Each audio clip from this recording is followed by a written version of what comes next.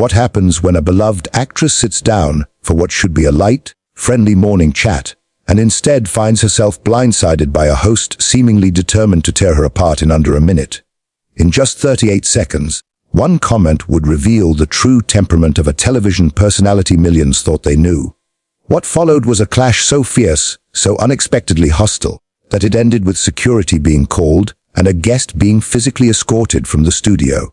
This is the story of how Julie Walters, one of Britain's most treasured actresses, walked onto a morning talk show set expecting warmth, conversation, and maybe a few laughs, only to find herself fighting for her dignity against a host who appeared to have woken up and chosen chaos. The morning began like any other on the show. The lights were glowing, the audience murmured with anticipation, and the cameras swept across the familiar studio. Lorraine Kelly sat in her usual chair, wearing the friendly smile that had greeted countless celebrities for decades. But today, something was off. There was a faint sharpness beneath her cheerfulness, a brittle edge that suggested irritation or unresolved tension. Anyone who knew her well might have recognized it as a warning. Julie Walters entered the set to warm applause. She was there to promote her new film, a project she had invested her heart, energy, and time into. She took her seat, smoothed her dress, and prepared for the predictable rhythm of morning show questions. How was filming? What inspired the role? Any amusing stories from the set? The standard, harmless terrain of daytime television. Lorraine began as expected. She welcomed Julie, complimented her outfit, made an easy joke about the dreary weather. The audience chuckled. Everything seemed perfectly normal. Then, less than a minute into the segment, the mood shifted. Lorraine leaned forward, her smile suddenly rigid, her voice sweet but sharp enough to cut. So Julie, let me ask you something. Your career has had its ups and downs, hasn't it? More downs recently, some might say. The studio fell silent. Julie blinked, clearly thrown off balance. She laughed softly, the awkward laugh people use when they're trying to figure out whether something is meant as a joke. Well, she said, I've been fortunate to work steadily over the years. I feel very lucky. But Lorraine wasn't done. Lucky? She repeated. Is that what we're calling it? Because I've seen some of your recent films, and let's be honest, they haven't exactly set the box office on fire, have they? Julie's smile faded. She shifted in her seat. The audience exchanged uneasy glances. This wasn't the cozy morning TV they were used to. This felt like an ambush. I think, Julie said carefully, that success can be measured in different ways. Not every film needs to make £100 million to be meaningful. Some stories matter because of. Lorraine cut in with a cold, clipped laugh. Oh, that's a lovely way to spin it. That's what actors always say when their films flop, isn't it? It's not about the money, it's about the art. Meanwhile, the rest of us are wondering why we paid 12 to sit through 2 hours of, well, let me not be too harsh. The tension was now unmistakable. Julie straightened, her voice calmer but firmer. Are we here to talk about my new film? Or are you planning to insult me for the next 10 minutes? Lorraine waved a hand. Oh, don't be so sensitive. I'm just being honest. People love that about this show. And the truth is, Julie, you're not the draw you used to be. When was the last time you were in something that really mattered? Something people actually talked about? Julie took a steadying breath.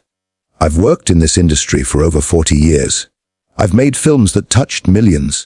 I've collaborated with some of the greatest directors and actors of our time. I don't need to justify my career to you. But Lorraine seemed almost energized by the conflict. 40 years, she echoed. Exactly.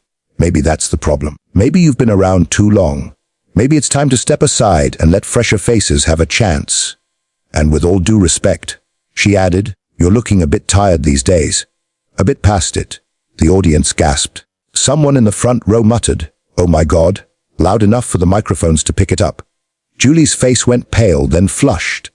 Her hands trembled as she spoke. That is an incredibly cruel thing to say. What is wrong with you? Lorraine merely shrugged. I'm just saying what everyone else is thinking. That was the breaking point. Julie stood abruptly, her microphone pack jerking at her waist. I'm not doing this, she said. I came here for a conversation, not an attack. This is disgraceful. Lorraine rose too, voice rising sharply. Oh, sit down, Julie. And that was when everything unraveled. Do not be so dramatic. Lorraine snapped, her voice sharp enough to slice through the stunned silence. This is live television. You cannot just walk off whenever someone says something you do not like. That is not how this works. Watch me. Julie shot back. Her hands shook as she fumbled with the microphone pack clipped to her waistband. A production assistant rushed forward, face pale, trying to help untangle the cord. The whole studio seemed to hold its breath as tension thickened in the air. Lorraine stepped closer, jabbing a finger toward Julie. You are being completely unprofessional right now. Do you know how many people would kill to be on this show? And you're throwing a tantrum like a child just because I asked you a few tough questions. Tough questions. Julie's voice rang out loudly, echoing against the studio walls. You called me washed up. You said I looked tired and passed it. Those are not tough questions, Lorraine. That is just you being nasty for absolutely no reason. What did I ever do to you? The two women now stood face to face, eyes blazing. The audience sat frozen, horrified and fascinated. Cameras kept rolling, capturing every trembling breath and every insult. This was no longer an interview. It was a full-blown confrontation. Lorraine's lips curled into a sneer. You want to know what you did? You have been coasting on your reputation for years. You show up, collect your paycheck, and phone in performances a first-year drama student could do better. And then you have the nerve to act like you're some kind of national treasure. It is insulting to people who actually work hard. Julie's eyes filled, not with weakness but with fury. How dare you? She said, her voice steady. How dare you question my work ethic? I have given everything to my craft. I have worked on projects that paid nothing because the story mattered. I have mentored young actors. I have fought for roles for women my age when the industry wanted to throw us away. She took a step forward. And you, sitting in your comfortable chair, making millions by asking celebrities what they had for breakfast. You think you can judge me? Lorraine's face went red with rage. Get off my show. Right now. Get out. I'm already leaving, Julie said. She finally tore the microphone free and placed it gently into the assistant's shaking hands. This show is a joke, and you are a bully. I hope everyone watching sees you for what you really are. Security! Lorraine screamed. Get her out of here! Two security guards hurried in from the wings, clearly embarrassed by the order. One spoke quietly, almost apologetically. Ma'am, we need you to leave the studio. Julie looked at them with grace that cut deeper than any insult. I understand, she said softly. I'm going. Then she turned back to Lorraine. You should be ashamed of yourself. The cameras captured everything, the tears streaking down her cheeks, the dignity in her posture, as Julie Walters walked off the set. The audience remained in stunned silence. Lorraine stood trembling, her carefully polished persona cracking like thin glass. Somewhere in the control room, a frantic producer signaled to cut to commercial, knowing the damage was already done. This would be replayed, dissected, and remembered for years. A career-defining moment, but not the kind anyone wanted. Yet the confrontation was not finished. As Julie neared the exit, Lorraine's voice cut through the air like a jagged blade. You know what your problem is, Julie? You cannot handle the truth. You've been surrounded by yes people for so long you've forgotten what real criticism sounds like. Julie stopped mid-stride. The studio fell into absolute stillness. Slowly, she turned around. Her shoulders rose with a deep breath. Even the security guard stepped back, unsure. Julie walked back toward the set. Not aggressive, but with a quiet, powerful resolve that commanded the room. She stopped a few feet from Lorraine. You want truth? Julie said calmly. Fine. Here's the truth. I came here today as a favor. Your producers begged my agent for weeks because your ratings have been dropping, and you needed a big name to pull viewers back in. I said yes because I thought it would be an easy, pleasant chat. I was wrong. Lorraine's lips parted, but she didn't speak. Julie continued, unwavering. You sit here every morning pretending to be everyone's friend. But the moment the cameras are off, you're rude to your staff, dismissive to guests you think aren't important enough. Everyone in this industry has heard the stories, Lorraine. Today I lived one. The audience was utterly silent. Some had their phones out, recording history in the making. I have always been professional. Lorraine whispered, voice cracking. Julie laughed once, bitterly. Professional. You called me washed up on live TV. You mocked my appearance. You told me to retire. That isn't honesty, it's jealousy. Jealousy because I built my career on talent and hard work, and you built yours on tearing down people who can't fight back. That is enough. Lorraine choked out. Leave, now. Oh, I'm leaving, Julie said. But first, everyone watching needs to hear this. She pointed at Lorraine. "This woman is not your friend. She does not care about you," Julie said, her voice steady and carrying through the stunned studio. "She does not care about your stories or your lives. You are numbers to her, ratings. And the moment you stop being useful, she will turn on you, just like she turned on me today." Lorraine opened her mouth, clearly searching for a comeback sharp enough to reclaim control, but nothing came. Her jaw trembled. She glanced desperately at her crew, then at the audience as if hoping someone, anyone, would validate her.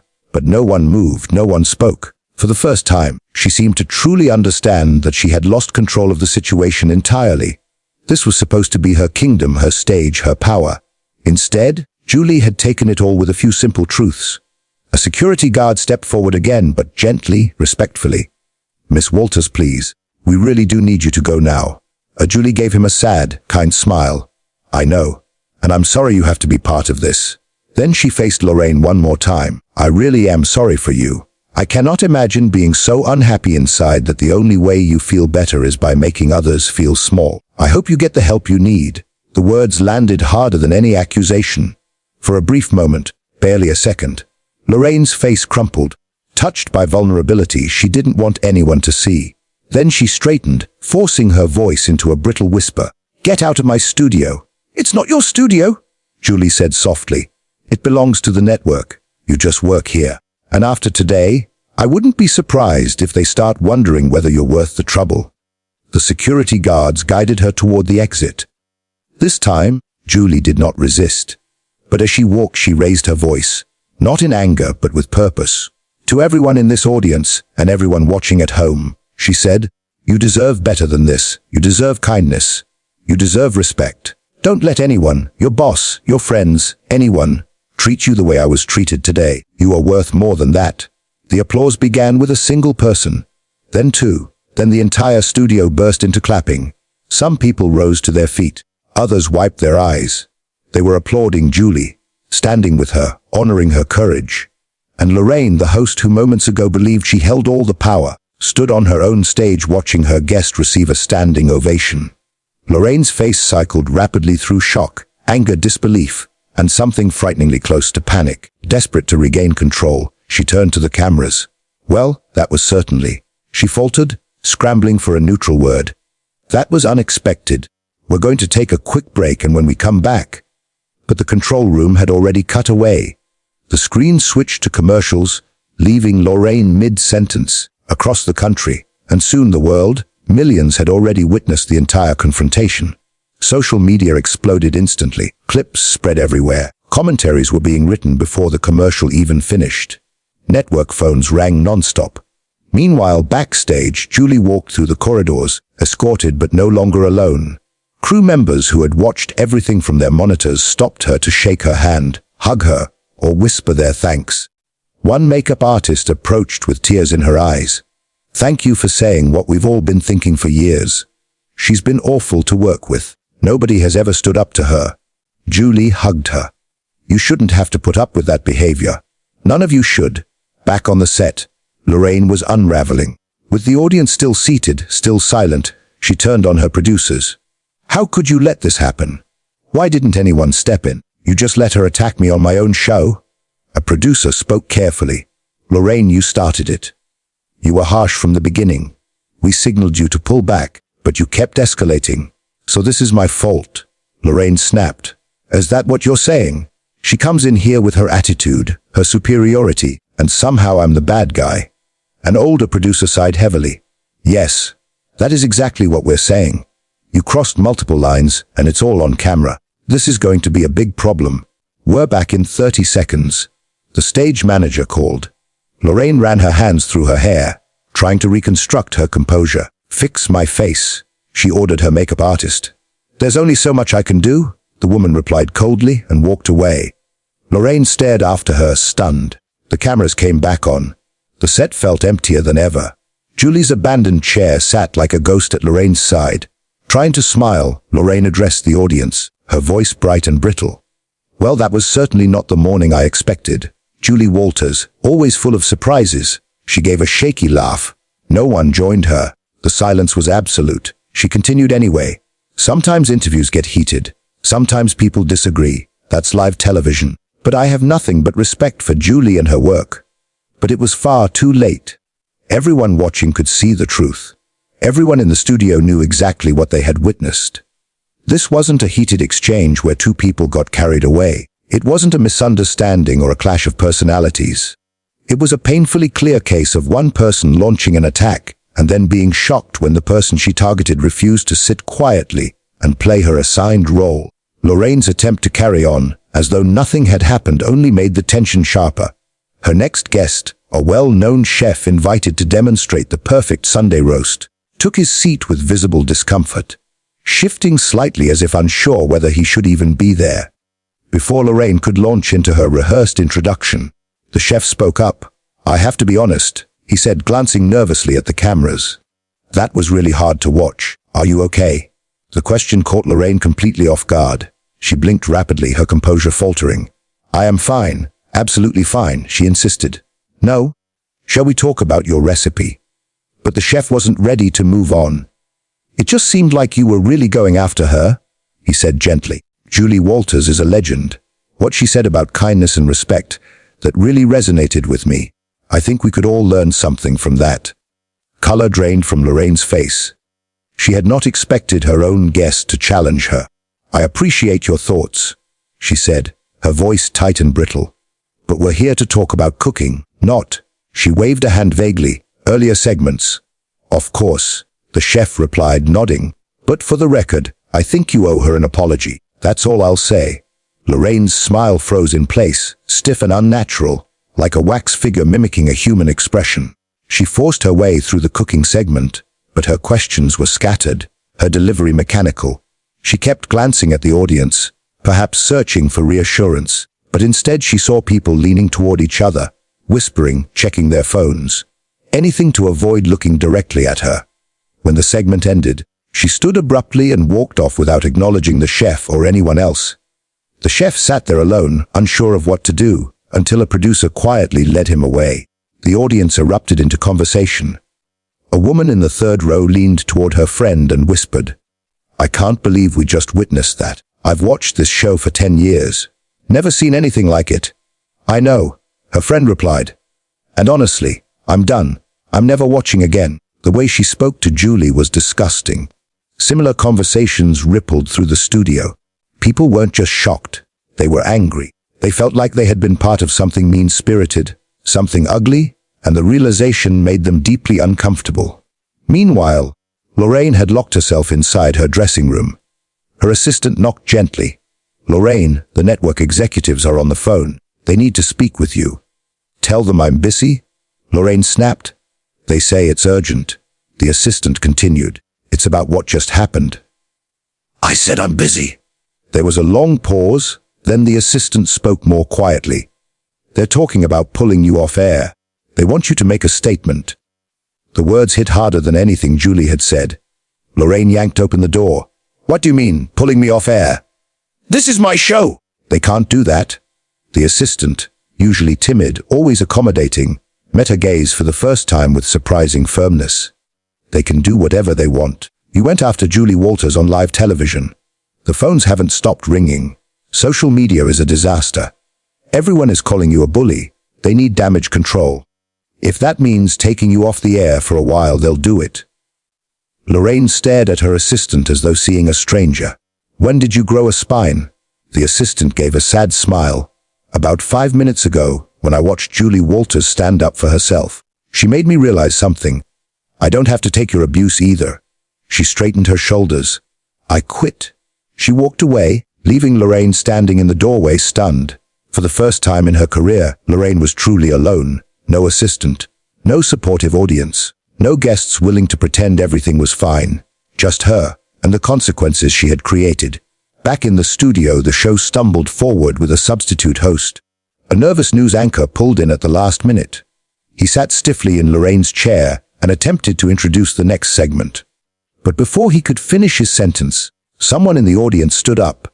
It was an older woman, perhaps in her 60s, who rose first. Her back was straight, her voice steady and surprisingly powerful as it carried across the silent studio. "I'm sorry," she said, "but I need to say something. We all saw what happened here today. We all saw how Julie Walters was treated. And I think we need to call it what it was, bullying, plain and simple. She pointed directly at Lorraine's empty chair. That woman should not be allowed back on television until she understands the harm she caused. The substitute host looked stunned. He glanced toward the producers for guidance, but they were frozen, eyes wide, headsets buzzing with frantic chatter. Before anyone could respond, another audience member stood, then another. Within seconds, half the audience was on their feet. A man in his 40s raised his voice. "My daughter watches this show," he said. She looked up to Lorraine. "How am I supposed to explain to her what we just saw? How do I tell her that someone she admired turned out to be cruel?"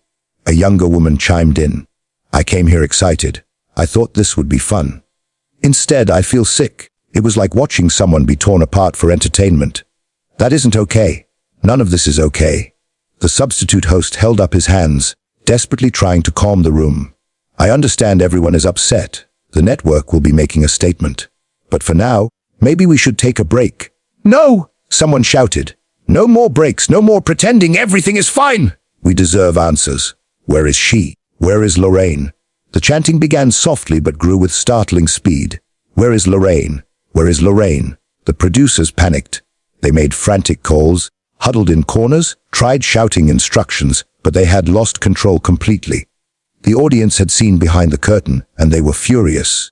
Their trust, carefully nurtured over years, had been shattered in minutes. Backstage, Lorraine could hear the chanting through the walls. It vibrated in her chest like distant thunder. She sat on the small couch in her dressing room, staring blankly at the floor as the enormity of everything finally hit her. Her phone buzzed over and over. Calls, messages, notifications. But she couldn't bring herself to pick it up. She didn't need to read the words to know what they said. She already knew the world was turning against her. A knock broke the silence. "Lorraine." It was one of the senior producers. His voice sounded strained. "We need you to come out and make a statement. This is getting out of hand." She said nothing. "Please," he urged. "The audience is about to riot. Security is worried. You need to address this. You need to fix it." "Fix this?" Lorraine finally whispered, her voice hollow. "How am I supposed to fix this?" "You start with an apology, a real apology. Not what you said earlier. You need to take responsibility." Lorraine stood slowly and opened the door. The producer stepped back in shock. Her makeup was smudged, her hair disabled, her expression defeated. She looked 10 years older than she had at the start of the show. "I can't go back out there," she whispered. "You have to," he insisted gently. "This is your show, your responsibility." She shook her head. "It stopped being my show the moment I attacked Julie. It became hers.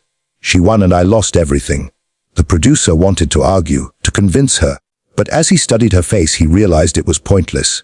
Lorraine wasn't angry anymore. She was broken. Whatever happened next, the Lorraine Kelly the audience once adored was gone. Meanwhile, far away from the chaos, Julie Walters had reached her car. Her driver, who had watched the entire incident unfold on his phone, looked at her with awe. "Miss Walters, that was incredible. You were amazing." Julie managed a tired smile. "I don't feel amazing. I feel exhausted and sad. I never wanted any of that to happen." "You didn't make it happen," the driver said firmly. "She did. You just stood up for yourself. And from what I'm seeing online, the whole country is on your side." Julie gazed out the window as they pulled away from the studio. She thought of Lorraine, alone, unraveling, confronting the consequences of her own cruelty. Part of Julie pitied her. But another part, the part that had been belittled on live television, felt a sense of justice. Some people, Julie thought, need to face consequences. Sometimes kindness means standing up to cruelty, even when it is uncomfortable, even when it hurts. She had spent her whole career being professional, being gracious, keeping the peace. But today she had drawn a line, and she was proud of that. As the car drove through the city, Julie felt herself slowly exhale, leaving the chaos behind her. Back at the studio, Lorraine Kelly sat alone for the first time in her career, finally realizing that words have consequences, cruelty has a price, and when you push someone too far, they may just push back harder than you ever imagined.